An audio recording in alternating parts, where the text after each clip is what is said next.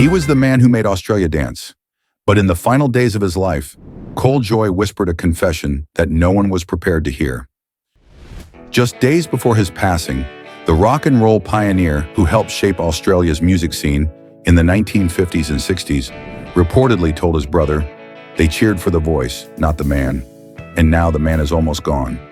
It was a chilling reflection, one that now echoes with painful clarity as the world says goodbye to a national treasure. Col Joye, born Colin Frederick Jacobsen, was more than a singer. He was one of the founding fathers of Australian pop, the first local artist to reach #1 on the Australian charts. For millions, his music was the soundtrack of youth, love, and rebellion. But behind the stage lights and sparkling suits was a man who carried the burden of being an icon for more than 6 decades. His death at the age of 88 sent shockwaves through Australia's entertainment industry. Though he had faded from the spotlight in recent years, his influence never waned. When the news broke, tributes poured in from fellow artists, politicians, and fans who remembered dancing to his hits like "Bye Bye Baby" and "Oh Yeah, Uh-huh." But hidden beneath the public grief was a family still haunted by the private man they called Colin, not Col Joye. Family sources revealed that in the months leading to his death, Col had grown increasingly withdrawn. Despite his cheerful public image, he struggled with the weight of his legacy and the quiet loneliness of a long career spent pleasing others. In one letter never meant to be read, he wrote, "I gave them joy, but I lost pieces of myself along the way." Now for the first time, we look beyond the legend. We peel back the curtain on a life filled with applause, but also silence. What was the cost of being Australia's first pop idol? What did he hide behind the smiles and stage lights? And in the final moments, what truth did he leave behind that no one dared to speak until now? To understand Col Joye is to travel back to a time when rock and roll was not just music, it was a revolution. Australia in the late 1950s was still clinging to post-war conservatism. The radio played crooners and ballads, and teenagers lived in the shadow of their parents' generation. Then came a young man from Sydney's east with a guitar, a charming grin, and a sound that would change everything. Colin Jacobsen was not born a star. He was working in the family's jewelry business when music found him. Alongside his brothers, Kevin and Keith, he formed Col Joye and the Joy Boys. The group quickly became a sensation, blending American-style rock and roll with a uniquely Australian innocence. By 1959, Col had achieved what no Australian pop artist had done before. He topped the national charts with "Bye Bye Baby," a song that would become a cultural milestone. The setting of Col Joye's rise is inseparable from the birth of Australian pop itself. Before him, local artists were largely ignored in favor of imported records. But Col proved that Australian voices could sell records, fill halls, and stir youth into frenzy. His presence on Bandstand and other national shows turned him into a household name. He was the first pop star Australia could truly call its own. But with fame came pressure. Australia's first teen idol was expected to smile, to dance, to never age. He represented an era of clean-cut rebellion, the kind that was exciting but not too dangerous. And Col played the part well. Too well, perhaps. He was always polished, always polite, always professional. Behind that public image, few people knew the extent to which he had to mask his exhaustion, his doubts, and eventually, his fading relevance. As the 1960s unfolded and the music scene grew louder, wilder, and more political, Col's soft rock and boyish charm began to feel outdated. He never publicly lashed out or tried to reinvent himself as a rebel. He simply stepped back. By the early 1970s, the man who once defined Australian youth culture was now watching from the sidelines as new stars rose, and his era was quietly boxed away into nostalgia. But Col never left completely. He continued to perform at reunion shows, national events, and industry celebrations. His induction into the Area Hall of Fame in 1988 confirmed his place in history. Yet even then, he remained modest. He once told a reporter, "I was never chasing fame. I just wanted people to dance." This is where the theme begins to emerge. Col Joye's story is not one of scandal or destruction. It is a story of quiet sacrifice. A story about a man who gave everything to a nation's joy, and in doing so, left little room for his own. There were no headlines of wild parties, no public breakdowns. But there were long silences. There were years between public appearances. There was a gradual withdrawal that many mistook for retirement, when in truth, it may have been weariness. The legend of Col Joye is filled with charm and rhythm, but behind that legend is a theme far more human. What happens to the boy who becomes a nation's symbol of youth once that youth is gone? What becomes of the icon when the applause fades? The answer lies not just in his music, but in the final words he shared with those closest to him. And in the next chapter, we uncover how the rise of a star eventually led to the quiet heartbreak of a man who never truly stopped performing, even when no one was watching. In the beginning, there were the Joy Boys, a band of brothers in every sense. They rehearsed in cramped back rooms, played in smoky Sydney clubs, and hustled vinyl singles from the boot of their car. At the center stood Col Joye, with a voice as smooth as honey and the charisma of a born performer. He didn't just sing, he welcomed you in. That smile, that suit, that sound, it all felt like a promise of better days. Australia was changing. The old world was cracking open, and rock and roll came pouring in. Col was the face of that change. He became a fixture on Bandstand, the country's answer to America's teen pop showcases. Every week, millions tuned in to see him perform. Girls screamed, parents cautiously approved. For a moment, he was everything youth wanted to be: charming, safe, rebellious in just the right measure. Between 1959 and 1963, Col Joye released hit after hit. Bye Bye Baby, Rockin' Rollin' Clementine, Yes Sir, That's My Baby, and Oh Yeah, stormed the charts. His records went gold. His face sold magazines. He toured relentlessly, performing in packed halls across the country. At every stop, he brought the same polish, the same smile, the same perfectly rehearsed joy. But the schedule was brutal.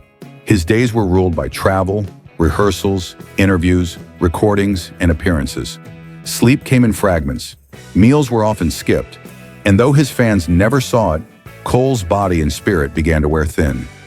By 1964, everything changed. The Beatles had arrived. The sound of music had shifted, and with it, so did the audience. Col, whose gentle harmonies once defined an era, now found himself standing on the edge of irrelevance. He did not rage against it. He did not mock the new wave. He simply bowed out of the spotlight, retreating into production and management, where he helped launch the careers of others, including his younger brother, Colin Jacobsen, who would go on to manage major Australian acts.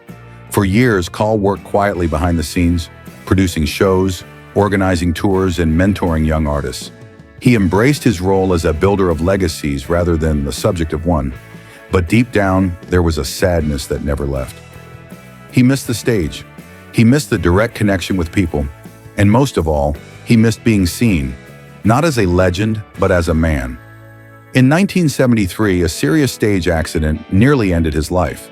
While performing in front of thousands, he fell into an orchestra pit, suffering major spinal injuries.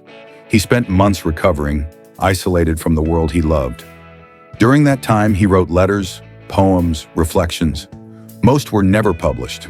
One fragment, found years later, simply read, "If I don't sing, who am I?" The accident became a turning point.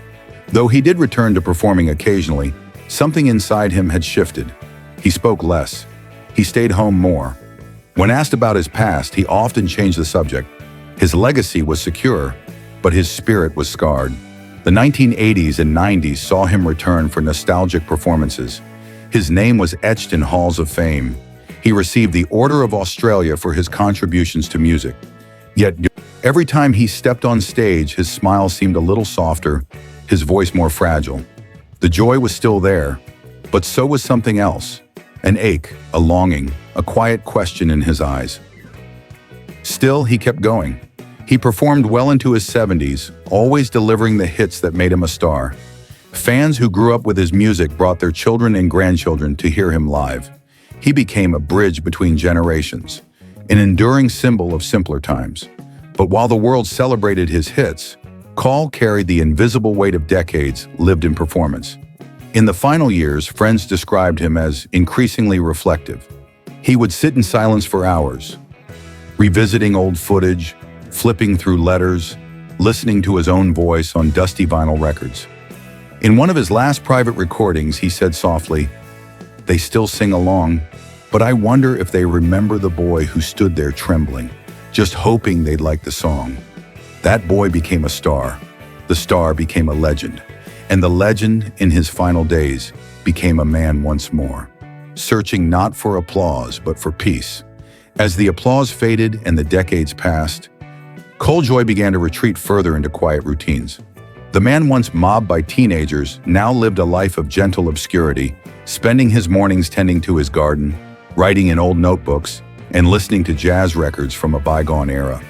To the public, he was still the cheerful icon of Australia's golden age of pop. But behind the curtain, those closest to him saw the toll his long career had taken. In his final interviews, Col was polite but guarded. He rarely spoke about the pain from his stage accident or the emotional weight he carried from a lifetime spent performing. But one conversation stood out. In a quiet moment, speaking with a friend of 40 years, Col finally admitted, "The lights felt like home, but they also burned." This was the contradiction that defined him. He loved the stage, yet feared its emptiness when the music stopped. For over 60 years, he had been Col Joye to millions. But somewhere along the way, Colin Jacobsen, the man, the brother, the soul, had faded into the background. Friends recalled that he often spoke of being trapped in a memory that was no longer mine. He would walk into rooms filled with his own photographs, tributes, and memorabilia, and feel like a stranger visiting someone else's life. In the final 2 years of his life, Col's health began to decline. While his family remained private about the details, it became clear that he was preparing for something. He began organizing his personal archive, labeling old tapes, and writing small notes beside photographs. On the back of a black and white portrait from 1959, he had scrawled in fading ink, "They love the boy who smiled. I hope they remember the man who tried." The family has since revealed that Col left behind several journals, many of which they have chosen not to publish. But they allowed one excerpt to be read at his memorial service. It was simple, and it was devastating. "I gave them songs to dance to, but I never taught myself how to rest. Maybe now I can." That memorial, held in Sydney, was attended by musicians, public figures, and everyday Australians whose lives had been touched by his music. It was broadcast nationally. Fans sang along to his greatest hits. But between the laughter and the tears was a solemn recognition that Australia had not just lost a musician, it had lost a piece of its cultural soul. Public reaction was swift and heartfelt. News anchors delivered tributes with cracked voices. Radio stations played his songs for 24 hours straight. Social media overflowed with videos, childhood memories, and handwritten letters to the singer who made them feel alive. But among all the tributes, one stood out. A handwritten note left on the gate outside his family home. It read, "Thank you for the joy, even when you had none left for yourself." For decades, Col Joye represented joy itself. His name was synonymous with happiness, with light, with music that lifted hearts. But what most people never saw was the price he paid to keep giving it. His body aged, his voice weakened, but the image of that smiling young man was frozen in time, a burden he could never escape. One friend recounted how Col, in his last year, would often sit by the window during rainstorms, holding a guitar he no longer played. When asked why, he simply said, "Sometimes, I just need to remember what it felt like before they knew my name." These are the moments that reveal the truth. The legend was built on stage, but the man was shaped in silence. And now with his passing, the story of Col Joye becomes more than just a chapter in Australia's music history. It becomes a meditation on identity, legacy, and the quiet sacrifices made for the sake of a nation's happiness.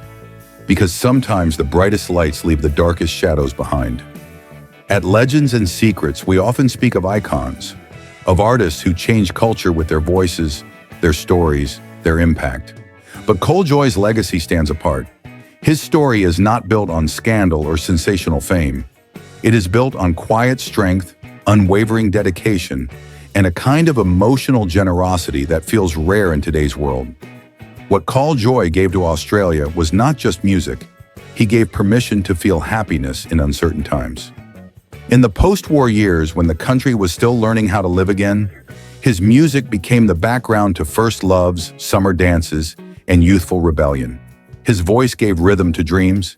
He helped define what it meant to be young in Australia. And more importantly, he helped the nation believe that their stories, their music, and their voices mattered. But behind every performance was a man constantly giving pieces of himself to the public. We do not believe Col Joye resented his fame. He wore it with grace. But we do believe he carried a quiet sorrow, a longing to be remembered not just as a symbol of joy, but as a human being with doubts, fears, and unspoken weariness. There were no tabloid scandals, no televised breakdowns. But in that absence, we must not mistake peace for perfection. What Col endured was a different kind of pressure. He bore the weight of representing an entire generation's optimism. And when that generation moved on, he was left to reconcile who he was when no one was cheering. We believe his final years were a quiet reckoning. He made peace with his legacy, but he also grieved what he had lost along the way. Not fame, but selfhood. He lived long enough to see himself become a memory, and he handled that with humility, grace, and reflection.